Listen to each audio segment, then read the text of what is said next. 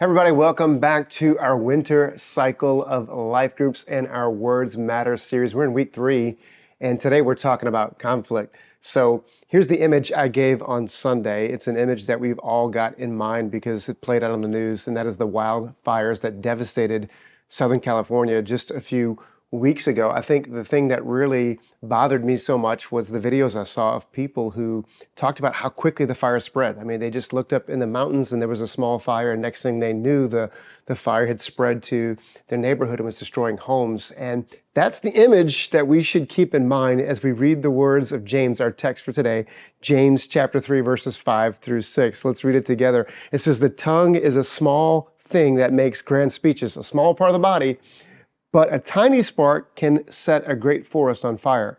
And among all the parts of the body, the tongue is a flame of fire. It is a whole world of wickedness, corrupting your entire body. It can set your whole life on fire, for it is set on fire by hell itself." James tells us the tongue has tremendous destructive potential. Have you ever been in a conversation where one comment just blew the whole thing up, just set the whole thing on fire? It's like one comment can cause a conversation to escalate, can cause anger to escalate, just like a spark can cause a wildfire to take off and spread. And so we have to be careful with our tongues. That's why James told us in James chapter 1, verse 19 through 20, he said, "My dear brothers and sisters, take note of this. Everyone should be quick to listen, slow to speak, and slow to become angry." We usually get that backwards, don't we? We usually are really quick to get angry and we're slow to listen to people.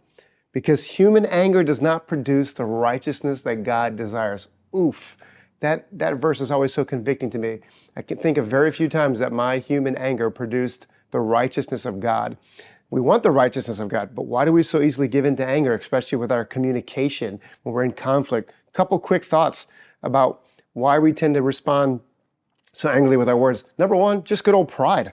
Proverbs 17:19 says, "Whoever loves a quarrel loves sin. Whoever builds a high gate invites destruction." That's a word picture. Whoever builds a high gate. In other words, whoever builds themselves up will feel the need to defend themselves all the time. That's the truth. The wisdom of Proverbs tells us if you're worried about your ego all the time, if you spend a lot of mental energy on your ego, then you'll have to defend it at all costs. And it's not because you're so tough and you don't take anything off of anybody. No, actually, it's pride. It's sin expressed as pride.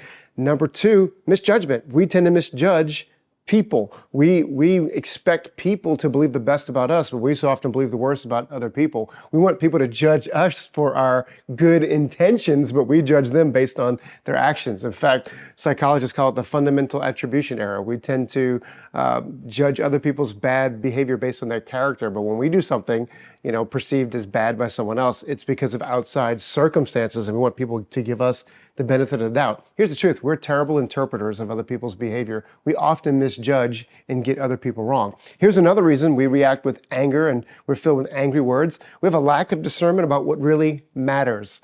That's the truth. People will fight about anything because they're not focused on things that really matter. We have a culture that is distracted by things that don't matter. Think about social media. People spend so much time arguing about things that do not matter. Most people who are ready to fight you in traffic, fight you because somebody cut the line in the customer service line at Target, fight you over whatever, in anything and everything. People are so ready to fight. Why? Because most people aren't in a fight that actually matters. As Christians, we have a greater purpose. We have a greater calling. And so we have to get discernment about things that actually matter. Give your passion and your energy to things that matter, so you're not caught up in arguments about things that don't matter. Here's another one, uncontrolled and unprocessed emotions. Proverbs 15:18 says, "A hot-tempered person stirs up conflict, but the one who is patient calms a quarrel." Are you hot-tempered? A lot of times we tend to excuse it. "Oh, I'm hot-tempered because I'm Irish or I'm Italian or whatever." No. Sometimes it's because you have unprocessed emotions. Sometimes we're angry and we're not even realizing why we're angry. Anger is a surface emotion. A lot of times there's something going on beneath the surface. And what we need to do is go process that, pray about it, maybe do some counseling and find out, why am I so angry and ready to blow up all the time? So what do we do about this, right? We want to produce the righteousness of God, and yet we so often find ourselves setting our lives on fire, our relationships, our career, our marriage on fire because of our angry words. James gives us a clue. James chapter 3, I'm going to skip to verse 11. He says this, he gives us a word picture. He says, does a spring of water bubble out with both fresh water and bitter water, fresh water and salt water? Here's the idea. If you're getting salt water from what's supposed to be a freshwater spring, the problem isn't the water, the problem's with the source. You got a problem with the source. Here's the reality. Our words reveal the condition of our hearts. Jesus said, for out of the abundance of the heart, the mouth speaks. Proverbs 4:23 says, above all else, guard your heart, for everything you do flows from it. It is the wellspring of life. Here's the reality. If I find myself angry all the time and angry words are pouring out of me, the problem was never really with my tongue. It's with my heart. And so what we need to do is we got to get a greater revelation of the gospel in our hearts. Like Jesus made a way for us to have peace with God so we can have peace with people. That's what we need, a greater revelation of the grace and the forgiveness and the love that's been poured out into our hearts through Jesus Christ. From God the Father through Jesus Christ, we need to pour that love out into other people. We need to allow God to work in our hearts. God, forgive me.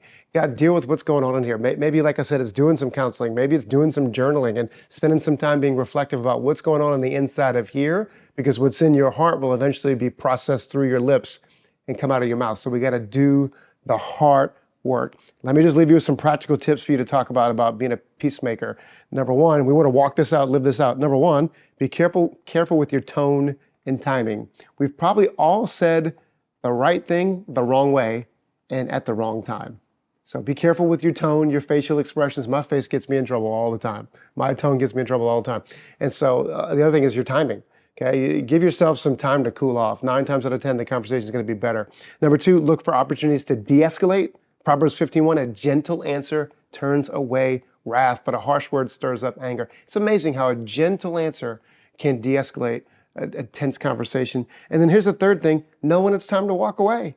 Know when it's time to walk away. You do not have to accept the invitation to every fight that you're invited to. Guess what? You can say, I'm not available. I have a higher purpose. I have a greater calling to be a peacemaker, to be like Jesus and spread peace to people. And I'm sorry, today, I can't accept your invitation to fight with you in traffic. I'm sorry, customer service person who's in a bad mood. I can't accept the invitation to fight with you today over something that does not matter, because my life has a greater calling. I'm called to be a peacemaker. Why? James 1 verse 10, human anger does not produce the righteousness that God desires. We want to produce the righteousness of God by embracing the peace of God in our hearts. Come on, let's be peacemakers. Let's be those who de-escalate. Let's be those who speak gentle words. Let's stop setting our lives on fire.